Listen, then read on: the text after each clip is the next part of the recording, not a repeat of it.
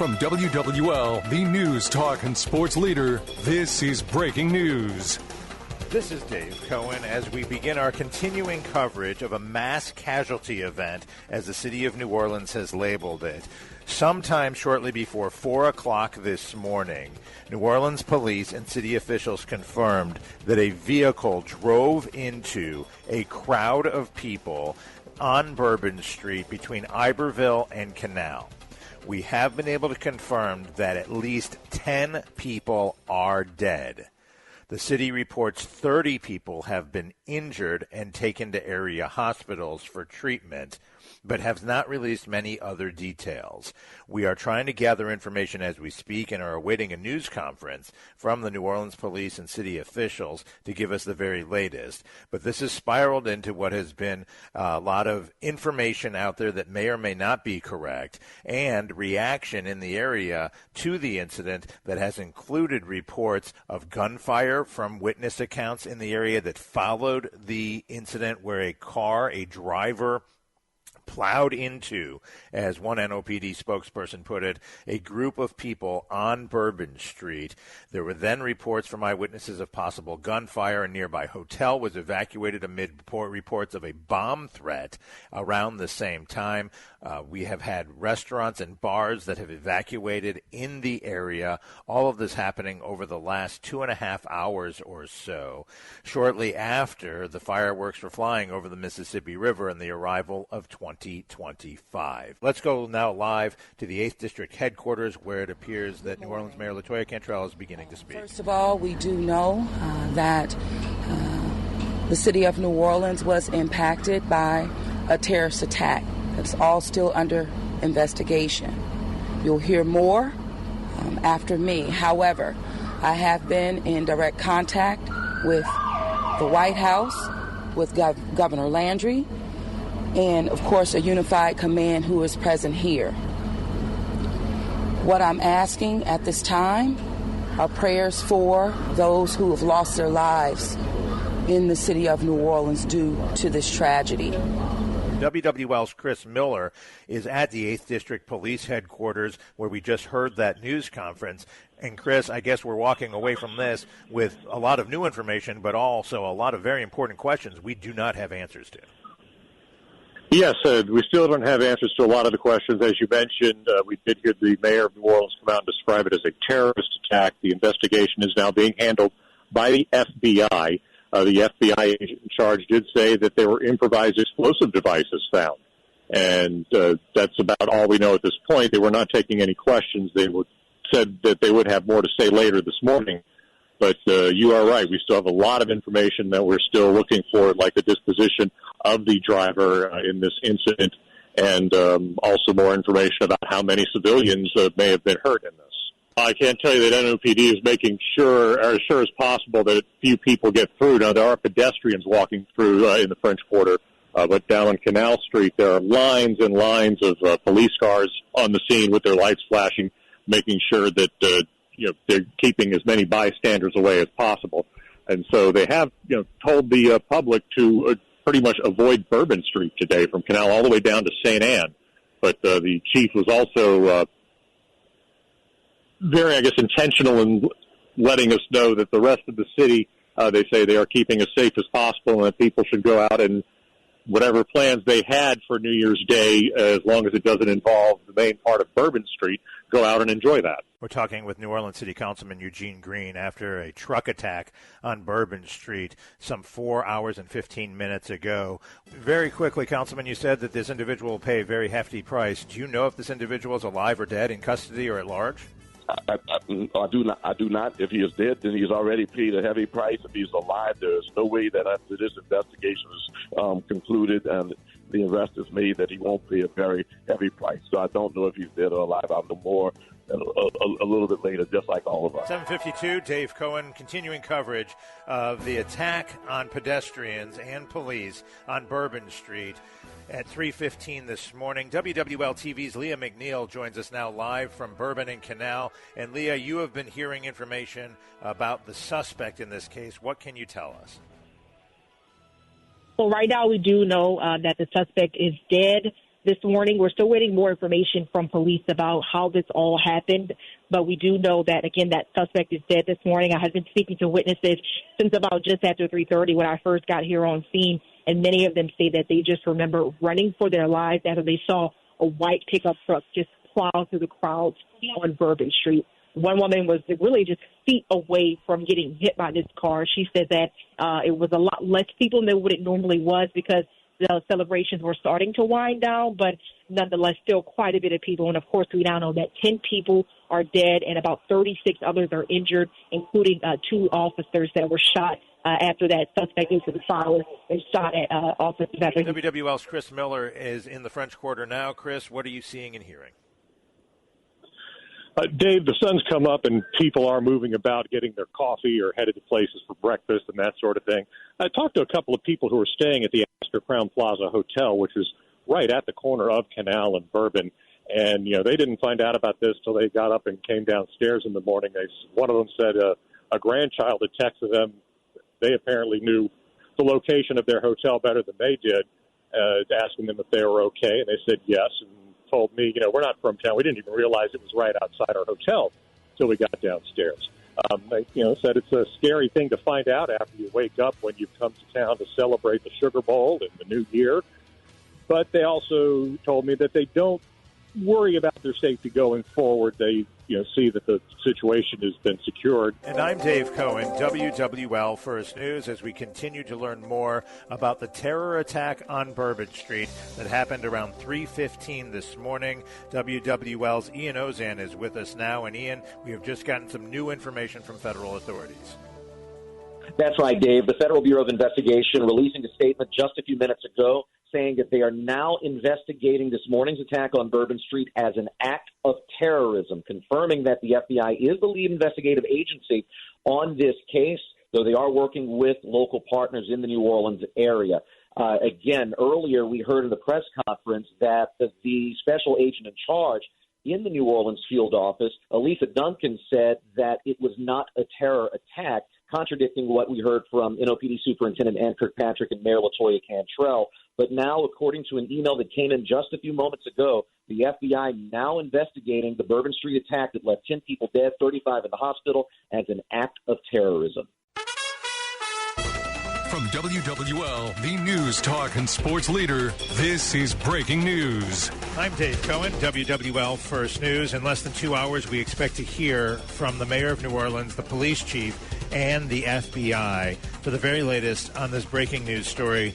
Around 3:15 a.m., police say a man in a white pickup truck sped around the barricades on Bourbon Street at Canal, heading toward Iberville and running over people in his path. Hell-bent, they said he was, on killing people, and he killed at least 10 pedestrians and injured some 35 more. Police say then he pulled out a gun that witnesses described as an assault-type style rifle and started shooting. 2 police officers were wounded, and now police confirm that they returned fire, shooting and killing the suspect. The FBI is investigating what appeared to be improvised explosive devices found on the scene to verify if they were actually bombs or not. Joining us now is New Orleans City Councilman Joe Giarrusso. My wife whispered to me before I came on that the victims who are hospitalized went from 25 to 35. So that shows you how much the story is changing. NOPD and their partners blew up a couple of devices. They don't know what they were. They were suspicious things in the French Quarter. I think safety and caution are the absolute words of the moment. Joining us now is U.S. Senator Bill Cassidy. The FBI is calling it a terrorist attack. And we can kind of guess why. They've got the suspect. They got the corpse at least. They got the truck. They have the possessions in the truck, and they have a license plate. And with that license plate, they can trace where it's been. And if you put that all together, they decided it was ideologically driven. That's incredibly significant, and that should guide everything we do from now on. WWL's Chris Miller is at NOPD headquarters, where we are just learning now that this 11 a.m. news conference will not be happening at 11 a.m. Chris, what are you hearing? That's right. I was informed by personnel here at NOPD headquarters on Poydras Street that they've pushed the news conference back to 1 p.m. this afternoon. So they will still be getting a lot of information together before they want to give it to the public. So it'll be another few hours before we hear the next official word from the authorities on this investigation. NOLA.com has just pushed out an alert where they identify the suspect. The suspect accused of plowing a truck through a crowd on Bourbon Street is named Shamsud Din Jabbar. Shamsun Din Jabbar, according to a law enforcement source talking to the Times-Picayune and NOLA.com. The report says that he is 42 years old. Police shot and killed him during the attack. The source said he was carrying an ISIS flag in the truck. This may well explain why the FBI and the White House were so quick to label this a terrorist attack. If indeed this source, talking to the Times-Picayune, NOLA.com, is correct, and it was an ISIS flag that this individual was either flying on the truck or had in the truck, that would be an immediate indication of his affiliation or affinity for the terror organization ISIS. All right, we've heard from the President of the United States, Joe Biden. Let's hear what he had to say in an impromptu statement made it look like as he was boarding Air Force One a short time ago. You've all got my statement. I'll have more to say in the next hour or so about what's going on in New Orleans.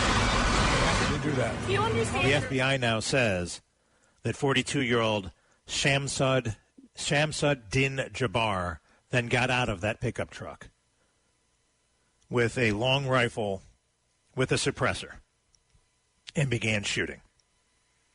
Two cops who were racing to the scene as everybody else was running away from the scene were shot. Police fired back and killed 42-year-old U.S. citizen Shamsud Din Jabbar. In his truck, they found an ISIS flag, the terror organization ISIS.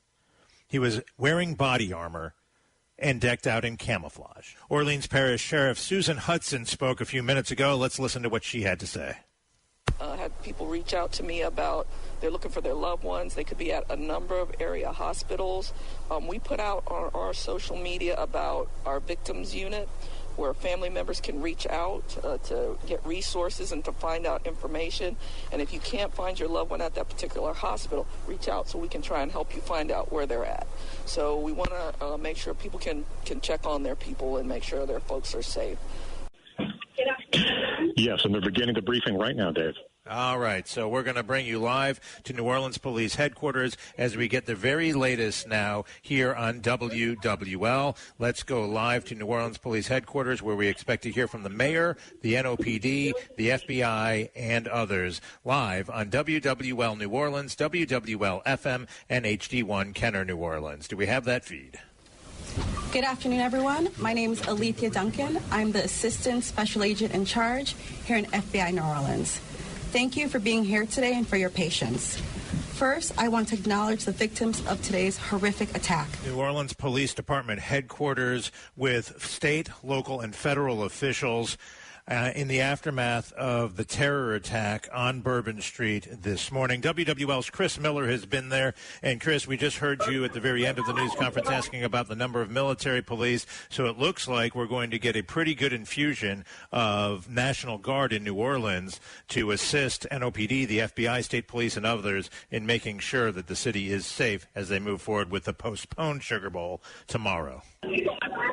Yes, Dave. The governor said it would be 100 military police from the Louisiana National Guard MP company that he has called up to come and help supplant or bolster the New Orleans Police, Louisiana State Police, and FBI that you usually find in place for a big event like a Sugar Bowl.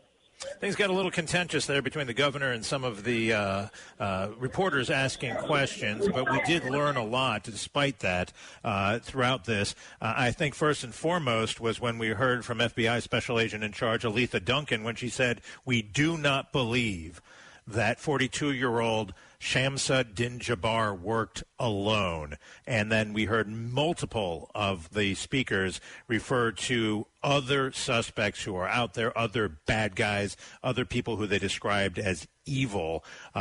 Short on details, but that a very important development at today's news conference.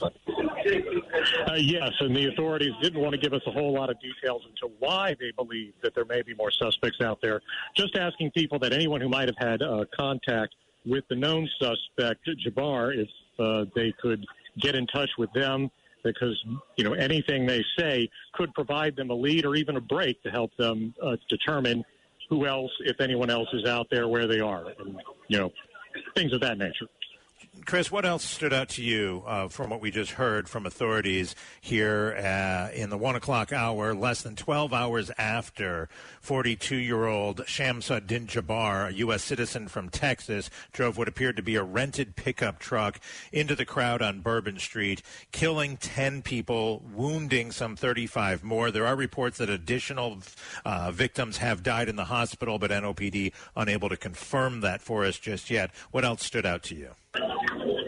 What stood out to me was NOPD did have a plan in place to effectively supplant the bollards that usually block off Bourbon Street that have not been functional. They said they had patrol cars parked across the street at the intersections, but that was defeated by Jabbar, who simply drove up on the sidewalk and drove around, which led to some questions about, well, then, why didn't you have the sidewalks blocked if this is such a sensitive area? And also Governor Landry saying that in the after-action reports on this, his office will be putting out what he called a permanent solution to that. The Sugar Bowl game, a college football playoff game, which was supposed to be played today in New Orleans, has been postponed till tomorrow evening. Out of an abundance of caution, they are now going to play that game tomorrow, postponing it for 24 hours. As the chief said, one of the things they need time to do is they're doing a grid search of the exterior and the area surrounding the Superdome with officers on foot looking for anything suspicious, as well as a grid of bomb-sniffing dogs going back and forth as well, looking for anything suspicious. WWL First News, I'm Ian Ozan. The FBI says they suspect more people than just the driver in the New Year's Day attack on Bourbon Street. But when pressed for details why they think Shamsu Din-Jabbar had co-conspirators, officials got testy. WWL's Chris Miller reports from New Orleans Police Headquarters. It's a range of suspects, and right now with the FBI, we do not want to rule anything out. FBI Special Agent in charge, Aletha Duncan, says they want anyone who had contact with Shamsa Din-Jabbar to call 1-800-CALL-FBI. But when asked about why they think there are more people involved, Louisiana Governor Jeff Landry took the podium. Why would we tell you that? Landry said doing so could hurt the investigation. Anything that would lead to impeding or endangering this investigation is not going to be said. At NOPD headquarters, Chris Miller, WWL First News. Authorities are reportedly trying to find 3 men and 1 woman captured on security video in the French Quarter, placing one of multiple suspected homemade bombs. Sugar Bowl officials are postponing the annual football game by 24 hours. The game, which is a college football playoff quarterfinal game, will now be played tomorrow night at 7:45. Governor Jeff Landry has signed an emergency declaration allowing the state to tap into federal security resources ahead of tomorrow's Sugar Bowl, next month's Super Bowl, and Mardi Gras. Immediately, 100 military policemen will be deployed to provide security in downtown. The MPs will assist law enforcement already on the scene as they devote resources to investigating the incident on Bourbon Street, including a truck plowing into a crowd, the driver getting into a gunfight with police, and multiple homemade bombs found in the French Quarter. It is important for our citizens and guests of this state to know that we are doing everything we can to secure their safety in this city. Fans saying that they felt comfortable coming to the game even after the Bourbon Street attack, and many grateful for an opportunity to support their team. It's definitely a good look for the city. Makes the fans feel comfortable. I felt safe the whole time that I've been down here. Many fans said that they appreciated game officials taking a beat and postponing the game despite having to make changes for their logistics like lodging and transportation. Again, saying they felt comfortable and they appreciated the efforts of of members of law enforcement. We are so grateful for all of the people who are sacrificing to be out here and keep us safe today. I mean, we're aware of all the people who are working extra hours and working long hours to make sure we're safe and we can celebrate today. Visiting fans telling me it was the information they received about safety and security preparations ahead of the Sugar Bowl, in addition to what they saw outside of the stadium, that helped make them feel more comfortable, not just at the game, but also around the city. Reporting from outside the Caesars Superdome, Jennifer Bellamy. The White House says President Joe Biden will be in New Orleans on Monday to meet with families of the victims and local officials. People in New Orleans are sending an unmistakable message. They will not let this attack or the attackers' deluded ideology overcome us. The president has ordered an accelerated probe into the terror attack here in New Orleans. Dave Cohen, WWL First News. President Joe Biden offering condolences and solace to the families of the Bourbon Street terror attack victims. To the families left behind, we know from some experience it's hard, but I promise you, the day will come when the memory of your loved one, you pass that park, open that closet door, smell that fragrance, just remember that laugh. When the memory of your loved one will bring a smile to your lips before a tear to your eye. Those statements coming at last night's prayer service at St. Louis Cathedral. Before that service, the president met with Governor Jeff Landry and Mayor LaToya Cantrell to discuss safety and recovery efforts. President Biden agreed with Cantrell's request for a Level 1 special event assessment rating after last week's deadly New Year's morning assaults of revelers on Bourbon Street. But what does that Level 1 rating mean? It means New Orleans will have access to some of the U.S. Department of Homeland Security's best counterterrorism experts. Mayor Cantrell says it is a force multiplier. This is about making sure that all assets are deployed strategically to harden any target areas for public safety. Mardi Gras Public Safety already involves cooperation between local, state, and federal law enforcement, but Level 1 is the same amount of scrutiny that the Super Bowl gets, which New Orleans will be hosting next month. Chris Miller, WWL First News. Local leaders are taking very seriously the task to make sure that New Orleans is prepared for such an event as the one that happened last week. Councilman Eugene Green spoke with WWL's Tommy Tucker. We are going to work to get answers, and it starts today with an official hearing, if you will, and there will be additional hearings and additional discussion. Those hearings will be an attempt to uncover any breakdowns in the city's initial planning and response for revision for the future. Courtney P., WWL First News.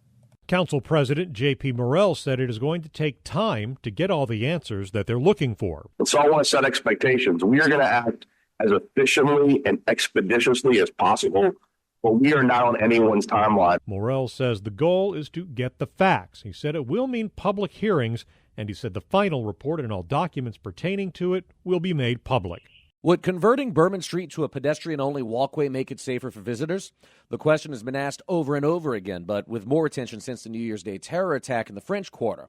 WWL's Chris Miller reports it'll be discussed in a town hall meeting tonight. It's an idea that comes up every so often and usually gets rejected for logistical reasons due to the hotels, restaurants, and bars found in the first 8 blocks of the world-famous entertainment strip. Linen deliveries, food deliveries, beverage deliveries. New Orleans City Council member Freddie King says it's possible they could expand the hours when Bourbon Street is closed off, limiting those deliveries to certain hours. There's also questions about sanitation and access for emergency services. The meeting is at 5:30 at the Omni Royal Orleans Hotel on St. Louis Street. Nearly 8 months after a self-radicalized terrorist sped a truck down Bourbon Street and killed 14 people before dying in a shootout with police, a decision is yet to be made on whether the historic strip should remain open to motor vehicles or be closed to all but pedestrians. WWL's Chris Miller reports. Not long after the attack, the New Orleans Police and Justice Foundation paid for a study led by former New York City Police Commissioner Bill Bratton on ways to make Bourbon Street more secure. They recommended closing the street to motor vehicles and making it a pedestrian mall, but the city has made no decision either way. Whether it's full pedestrian, partial pedestrian, 1 block of Bourbon, cross streets. Melanie Talia with the foundation told WWL's Newell Norman that whether they enact Bratton's recommendations or not, the city owes it to its residents and the millions who visit each year to make up their minds. The city of New Orleans has yet to make a decision on a consultant's recommendation to close Bourbon Street to motor vehicles. As WWL's Chris Miller reports, the police chief expects to hear some news soon. Superintendent of New Orleans Police Ann Kirkpatrick says there may be an announcement next month. I do think that that's going to be actually a